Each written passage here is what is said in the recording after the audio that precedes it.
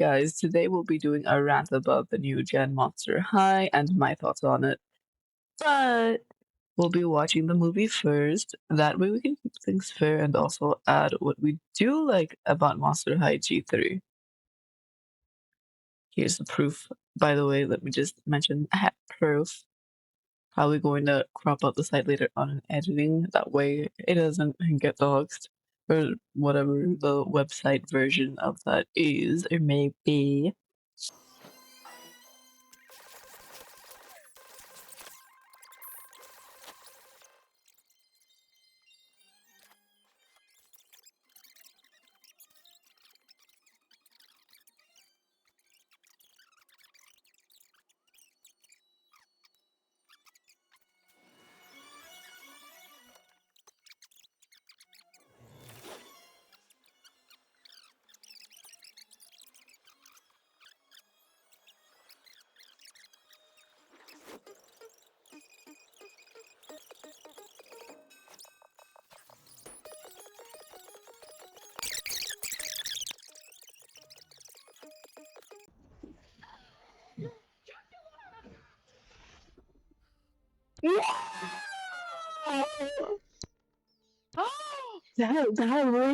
That little Pemberton. Oh, I'm so sorry. Kill me. I've stolen her powers. Yeah. Now I may be a hater, but you go too far. You go too far. They're all here.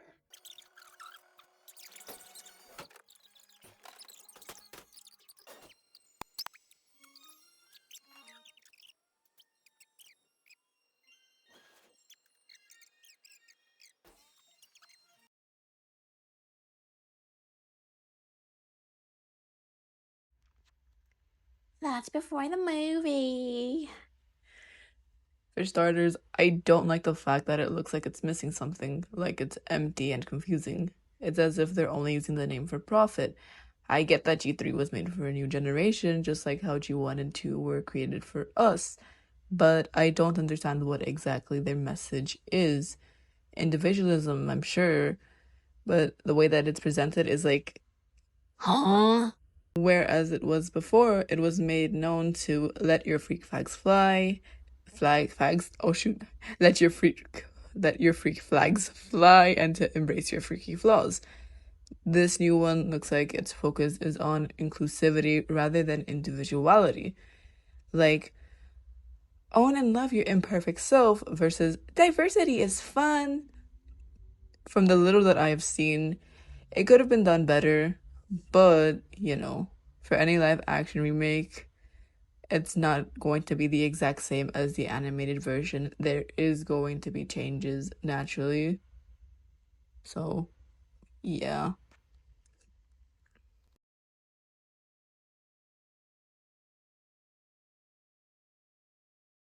Oh, wow, wow. Bleh. I do like the intro with Clawdeen and the humans, since it reminds me of the movie Fright On, where they cross over to the human side. It's like it serves as a reminder that it's not just all monsters and that humans also exist, just as shown Normies. in other Monster High movies, where at least one human is still shown. EA Escape from Skull Shores. However, I don't like that Claudine's fashion is lacking in more stylized outfits, cooler outfits. Feels like it's missing some pizzazz. Isn't she supposed to be a fashionista or a fashion designer as shown in other movies? Like, the outfits feel too normal, but maybe that's the point. And since one was Claudine part human, I thought Jackson was the only half normie. So seeing this is just like, huh? What? Like, why the change? If anyone knows, please do tell me. I'm not really caught up to Gen 3 Monster High as some others may be. So if you guys do know or have the answers to any of my questions that are going to be shown in this video, please do let me know. I would love to hear down your explanations. Hear your explanations down below. Oh god. I do also like the vibe of the first song shown when Clawdeen shows up at Monster High for the first time.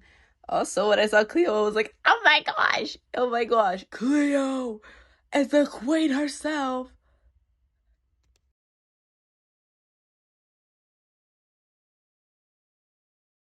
If anyone could answer this again, please.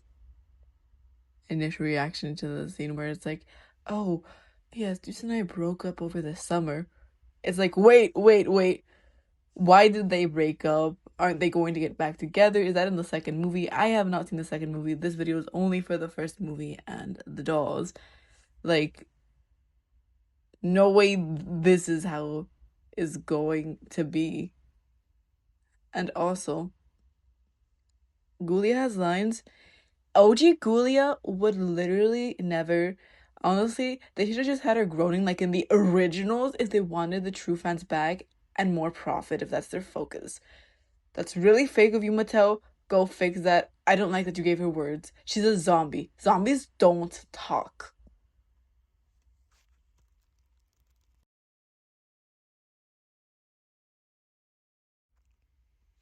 Some confusion I do have, though, is that in the movie Welcome to Monster High, it's disclosed that Draculaura's dad and the other ghouls had built the school. And in another one, Fed On, it's brought up that Draco's dad made it to be a safe haven for all monsters, which would also include halfsies, for instance, Jackson. So why in this one is he so, ew, people, ew, halfsies? Like, I get it when it comes to humans. I'm more understanding on that part. But, like, even though Claudeen's a halfsee, she's still a monster. And isn't that the purpose of Monster High, to accept all monsters? Also in one scene, Frankie's finger fell, no complaints there. Heck yeah. Frankenstein, daughter of Frankenstein, still living up to the name. It isn't just body paint, guys. Beautiful.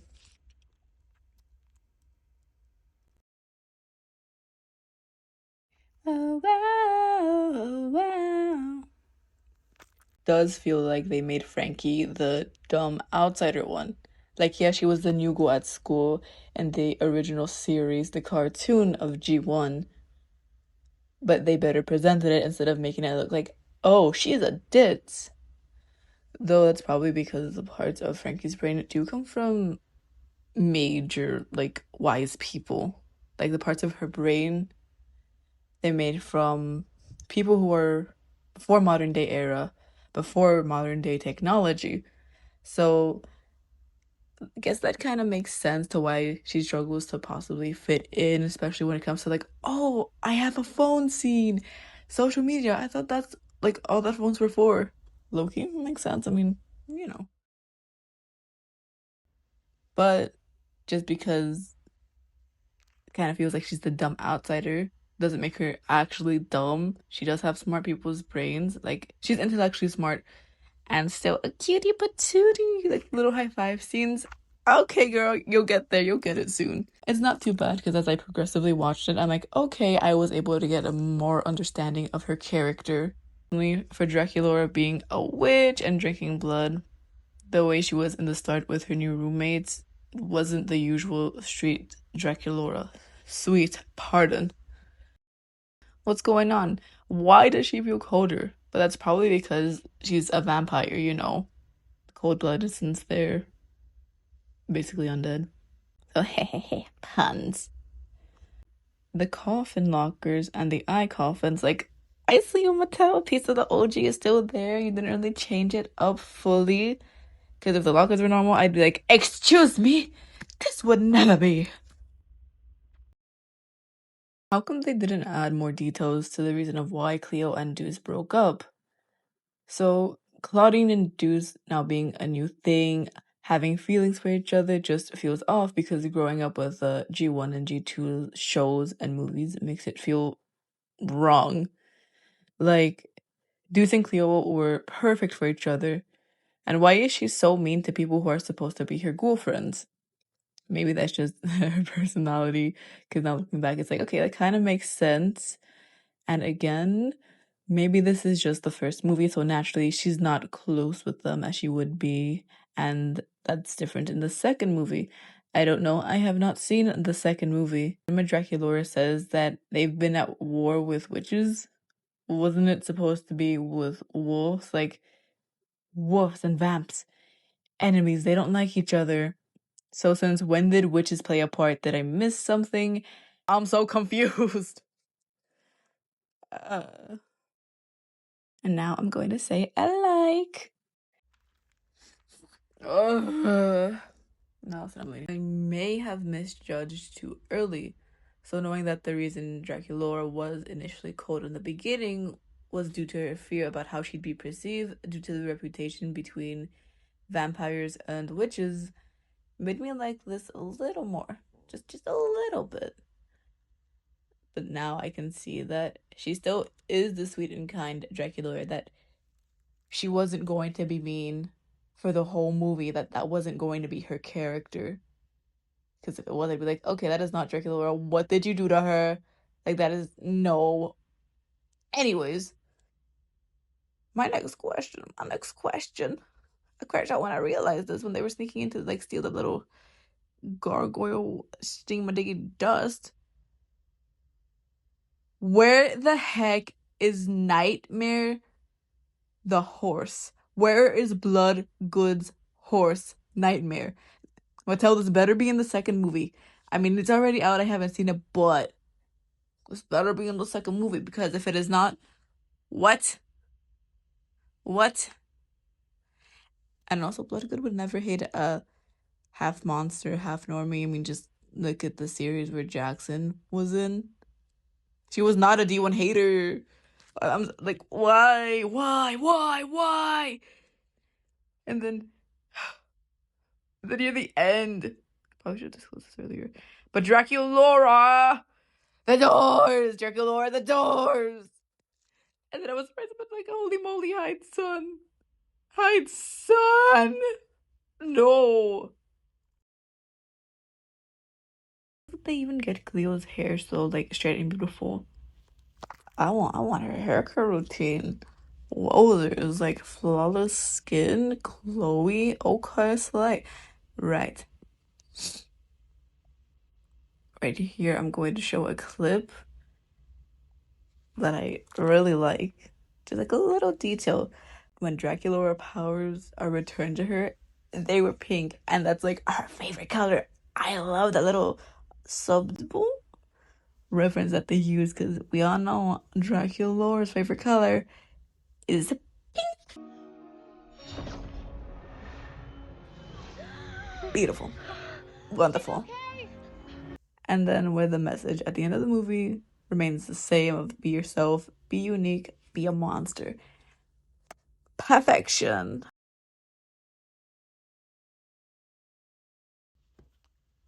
Is this whole movie something I missed in their journals or something? Because I know I wasn't really aware there were journals until recently. So yes, I'm a fan of Monster High. I love Monster High. But I'm not as educated as some others may be. Like, that deep of a fan to the point I have read every single one of their journals. Though I would like to. I'm not too sure where to find them. But I would love to read them. I'm just saying. Anyways, to answer if I'm like, I'm missing something. Like, I need some context so I can better understand this movie. Thank you. Honestly, I'm not a very big fan of the movie as compared to the old Monster High. The music was alright, but I'd prefer to stick to my OGs. And the dolls aren't my favorite thing, since it feels like their outfits are just missing some personality, some pizzazz, you know? Compared to the first two generations of Monster High, they also aren't the worst thing. They aren't too bad, and I still find their designs pretty cute. I just don't find myself purchasing them.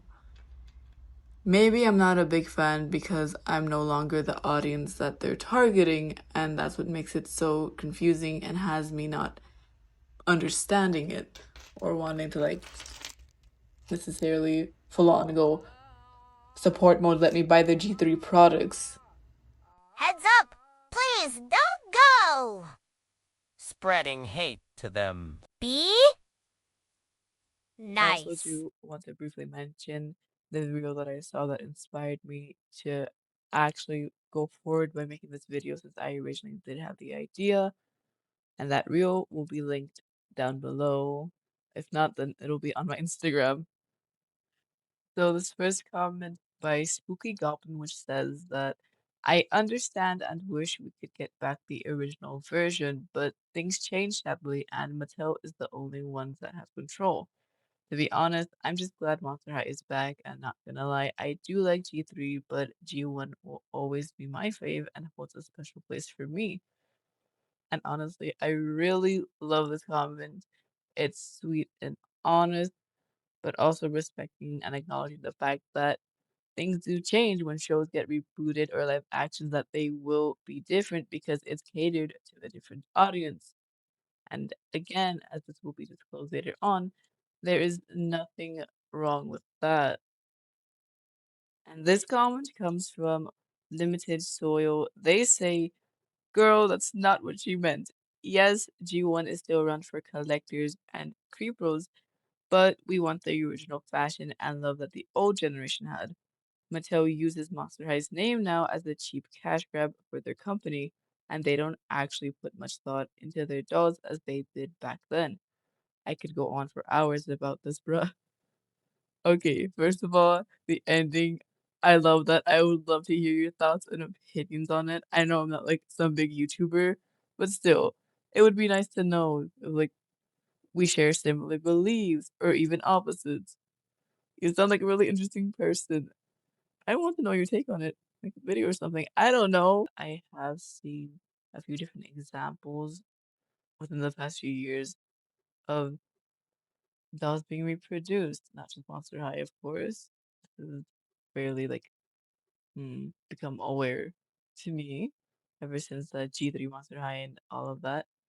But for instance, dolls fabric clothing, instead of it actually being texturized, it'll just be like a print, or their actual clothing will go from fabric to plastic.